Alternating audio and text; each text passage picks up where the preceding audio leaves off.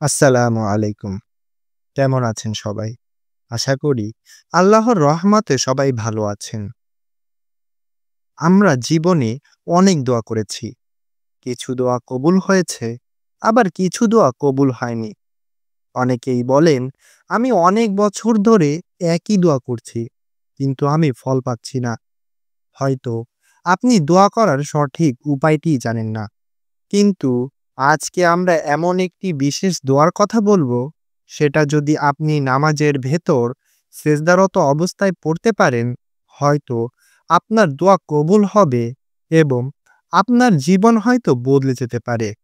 তাই বলছি, ভিডিওটি মনোযোগ সহকারে শেষ পর্যন্ত দেখবেন। হতে পারে আজ থেকেই আপনার জীবন বদলে যেতে পারে। তাহলে চলুন ভিডিওটি শুরু করা যাক।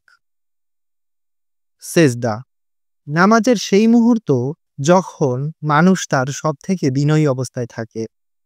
সহিহ মুসলিম শরীফে রাসূলুল্লাহ সাল্লাল্লাহু আলাইহি ওয়াসাল্লাম বলেছেন, বান্দা যখন সেজদায় থাকে তখন সে তার রবের সবচেয়ে নিকটে থাকে। তাই সেজদায় বেশি বেশি দোয়া করো। এটা কোনো সাধারণ হাদিস নয়। এটা এক গোপন রহস্য, যা আল্লাহর কাছাকাছি পৌঁছানোর সরলতম রাস্তা। এবার চলুন আমরা সেই বিশেষ দোয়াটির কথা জানি। দোয়াটি হচ্ছে, আল্লাহুম্মা ইন্নী আসআলুকা মিন ফাদলিকাল আযীম, যার বাংলা অর্থ, হে আল্লাহ, আমি আপনার মহান অনুগ্রহ চাই।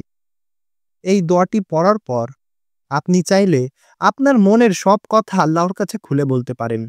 যেমন, হে আল্লাহ, আমার রিজিক বাড়িয়ে দিন। হে আল্লাহ, আমার পরিবারে শান্তি দিন। হে আল্লাহ, আমার দোয়া কবুল করুন। আপনার মনে যত কিছু আছে সবকিছু আল্লাহর কাছে খুলে বলুন। এবার চলুন আমরা আমলটির সঠিক নিয়মটি জেনে নিই। এই আমলটি আপনি যে কোনো নামাজে সেজদারত অবস্থায় পড়তে পারেন। এরপর নামাজ শেষ করে কয়েকবার দুরূদ শরীফ ও কয়েকবার ইস্তেগফার পড়ে আল্লাহর কাছে হাত তুলে দোয়া করুন। ইনশাআল্লাহ আপনি যা চাইবেন আল্লাহ পাক রব্বুল আলামিন আপনাকে তাই দান করবেন। এটি রাসূলুল্লাহ সাল্লাল্লাহু আলাইহি ওয়াসাল্লামের শেখানো অন্যতম দোয়ার মধ্যে একটি।